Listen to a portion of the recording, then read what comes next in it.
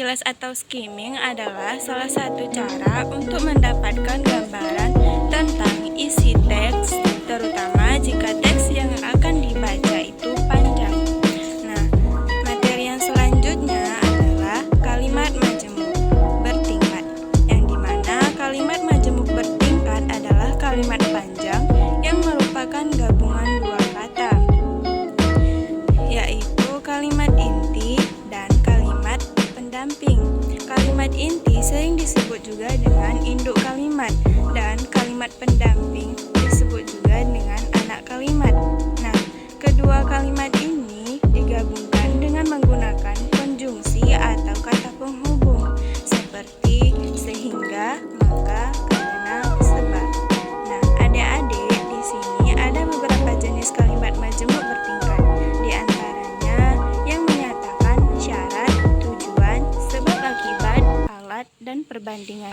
Nah, adik-adik, di sini kami juga menyertakan beberapa contoh. Yang pertama di sini ada contoh.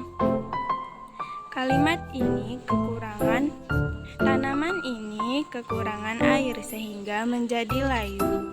Yang dimana di sini yang menjadi induk kalimat yaitu tanaman ini kekurangan air, dan yang menjadi anak kalimat yaitu adalah sehingga menjadi layu. Nah, contoh yang kedua, hutan menjadi gundul karena adanya penebangan liar. Nah, di sini sama juga adik-adik, yang menjadi induk kalimat atau sebabnya yaitu hutan menjadi gundul diakibatkan dari penebangan yang liar. Nah, contoh yang ketiga ada tanaman itu dipupuk secara teratur, maka pertumbuhannya baik. Nah, di sini yang menjadi sebabnya yaitu tanaman itu dipupuk, maka akan mengakibatkan pertumbuhannya yang baik.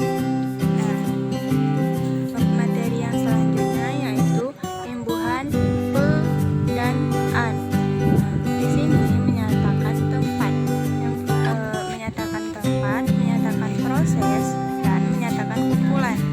Sebagai contoh yang menyatakan tempat yaitu pe tambah rumah,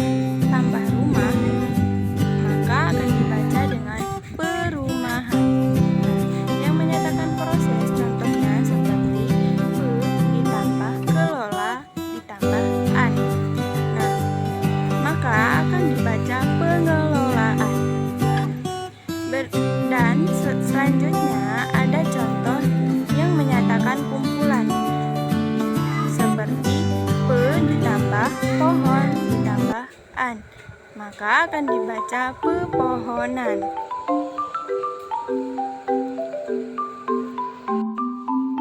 Di sini selanjutnya kita akan membahas ide pokok, kalimat utama, dan kalimat penjelas.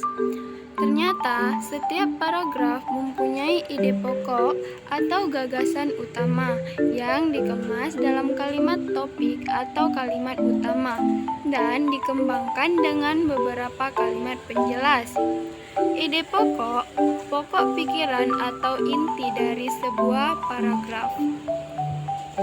Selanjutnya, adik-adik, di sini ada ide pokok, kalimat utama, dan kalimat penjelas. Aktivitas yang kita lakukan sehari-hari dapat menghasilkan sampah.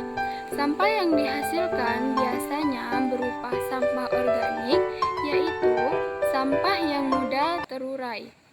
Misalnya daun-daun kering, sisa makanan, dan lain-lain. Sampah lain